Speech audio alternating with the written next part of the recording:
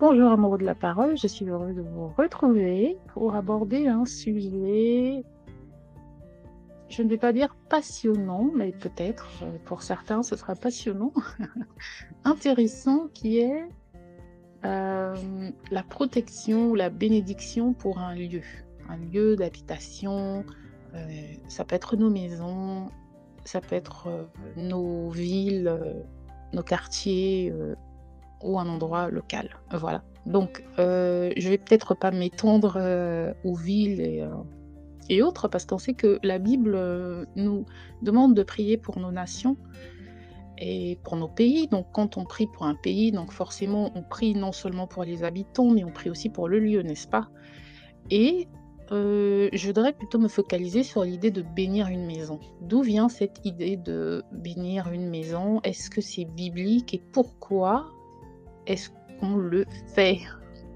Vous avez peut-être, selon vos cultures, déjà vu des personnes, qui peut-être elles vont mettre, du sel, devant des portes, en disant que ça va empêcher les mauvais esprits d'entrer, certains vont mettre des bougies, voilà. Donc certains chrétiens aussi le font, voilà. Donc ce ne sont pas des principes, que l'on retrouve, dans la Bible, mais il est certain que bénir des lieux, c'est, une pratique très répandue chez les chrétiens et nous allons voir dans ce court épisode pourquoi, c'est pratiqué et dans quel but.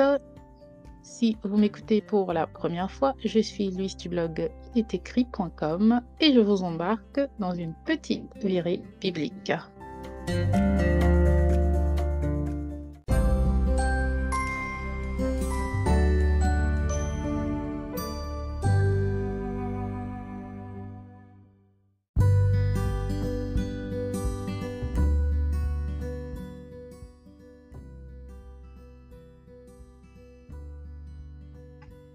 Donc, ça va être un peu court aujourd'hui ce que je vais faire, hein, un peu court, désolée, mais en ce moment, beaucoup de complications, niveau, bruit, niveau environnement, donc c'est compliqué.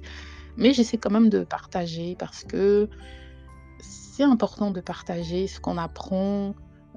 Lorsque vous étudiez votre Bible et que vous percutez sur quelque chose et que vous découvrez quelque chose, partagez, partagez parce que peut-être que d'autres, ne l'ont pas compris de la même façon, peut-être que d'autres n'ont même pas compris certains passages et c'est important de partager. Nous sommes le corps de Christ, hein, nous devons nous fortifier, nous devons, partager la connaissance, hein. Rien ne sert d'accumuler de la connaissance et de la garder pour nous-mêmes, autant la partager. Voilà, partagez autour de vous et heu, ça peut être, aussi, comme je le fais, au travers de podcasts.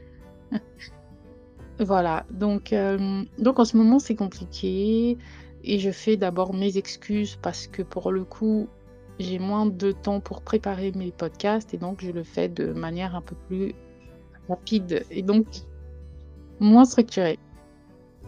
Mais on va y arriver. Donc pourquoi est-ce que l'on peut prier pour, un lieu? Donc déjà, d'emblée comme ça, la réponse, ça peut être que c'est tout à fait normal de prier pour, des lieux dont la Bible, on voit que certains lieux sont bénis, certaines personnes, dédient des lieux à Dieu, hein. Ça peut être, un lieu particulier où ils ont été visités par Dieu, où ils ont fait des rencontres avec Dieu. Ils vont pour le coup, nommer ces lieux-là et les consacrer à Dieu. Voilà. Donc l'idée de bénir sa maison, heu, c'est une idée très répandue dans le milieu chrétien. Beaucoup de personnes, le pratiquent, hein, et de différentes, façons. Donc comme je l'ai dit en introduction, certains vont utiliser des objets physiques pour bénir leur maison, hem, mais on va voir que dans la Bible, la seule parole, voilà, juste déclarer une parole de Dieu, une bénédiction, ça suffit largement à bénir, un lieu. Donc quand on va dans le livre de Luc au chapitre 10, au verset 6, il est écrit: «Et s'il se trouve là un enfant de paix, votre paix reposera sur lui et il reviendra à vous». Et là, je vais repartir dans ma Bible. Je vais repartir dans ma Bible dans Luc au chapitre 10, tout simplement parce que j'ai omis de citer le début de mon verset. Voilà, et donc il dit: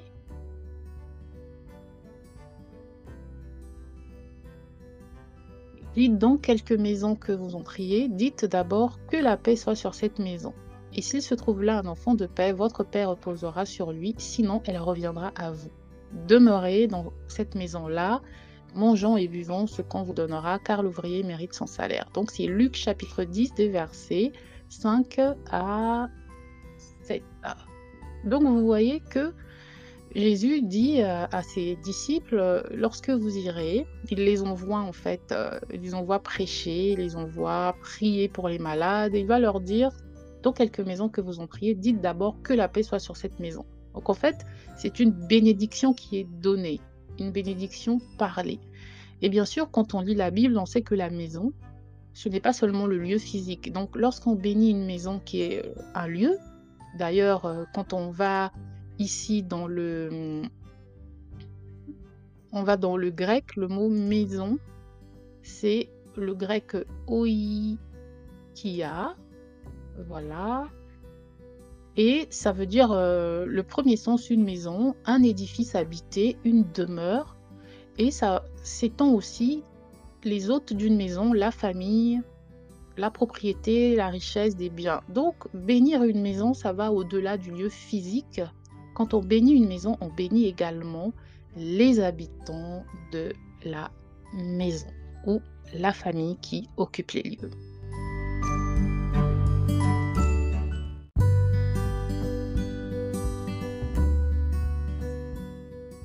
Donc on a bien vu par l'exemple de Jésus qu'une simple parole peut permettre de bénir un lieu et par extension de bénir les habitants de ce lieu. Hein. Donc en général, lorsqu'on parle de maison dans la Bible, on ne parle pas que du lieu physique, mais on parle également de toutes les personnes qui y sont. Voilà, on les consacre à Dieu. Et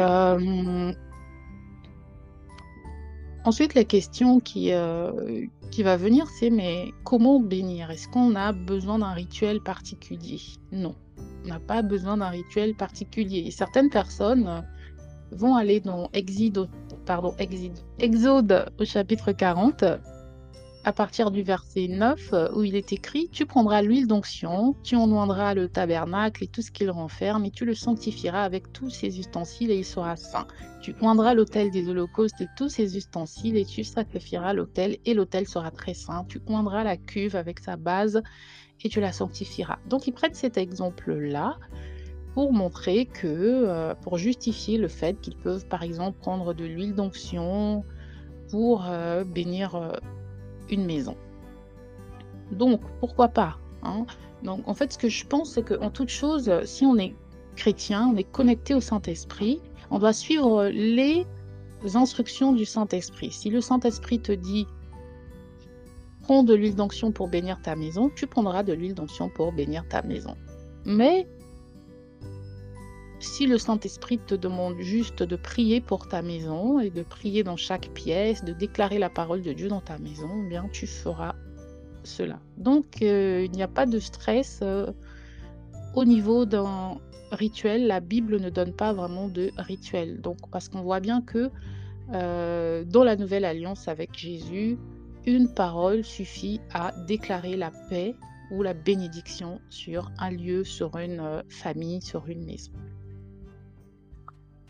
Donc voilà, et quand on va d'ailleurs dans le psaume, 127, c'est un psaume qui est souvent utilisé pour, la bénédiction des maisons. Il est écrit: «Si l'Éternel ne bâtit la maison, ceux qui la bâtissent travaillent en vain. Si l'Éternel ne garde la ville, celui qui la garde veille en vain. En vain vous levez-vous matin, vous couchez-vous tard et mangez-vous le pain de douleur. Il en donne autant à ses bien-aimés pendant leur sommeil. Voici des fils sont en héritage de l'Éternel, le fruit des entrailles et une récompense, etc. Donc c'est un psaume de 5 versets, très court. Donc je vous invite à le lire. Et on cite souvent ce verset-là pour justifier le fait qu'on a besoin de bénir nos maisons. Et là encore, quand on dit si l'Éternel ne bâtit la maison, si on va dans l'hébreu, le mot maison, c'est l'hébreu baït, baït, voilà, qui signifie maison, demeure d'habitation, abri. Ça peut être pour des animaux.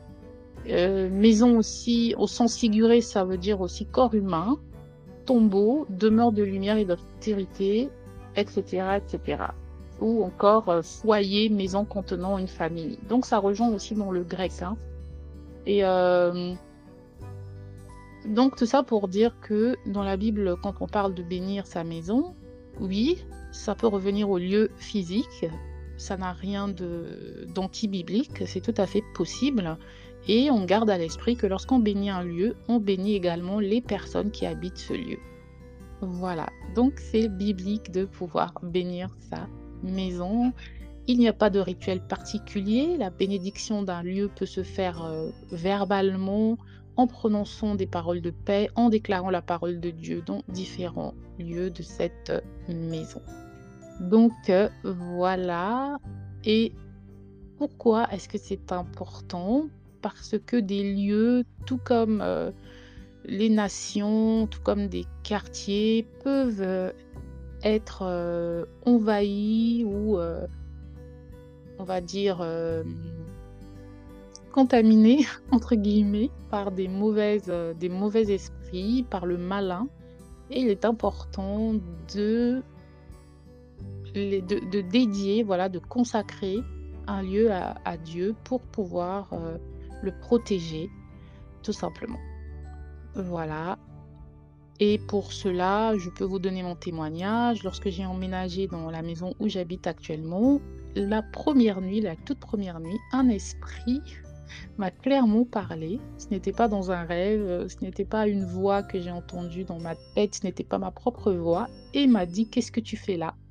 C'est mon territoire». Donc vous voyez que je n'ai pas pris peur, j'ai pris autorité et j'ai prié et déclaré que ma maison est la maison de l'Éternel, de Dieu, et j'ai consacré ma maison au Seigneur. Donc voilà pour aujourd'hui. C'est donc important de prier pour nos lieux d'habitation parce que, par extension, nous consacrons également nos familles, donc les personnes qui y habitent. Prions pour nos maisons, prions pour nos villes, nos quartiers, nos nations. Merci d'avoir écouté. N'oubliez pas de liker, partager, pas moi, mais la parole. Ciao!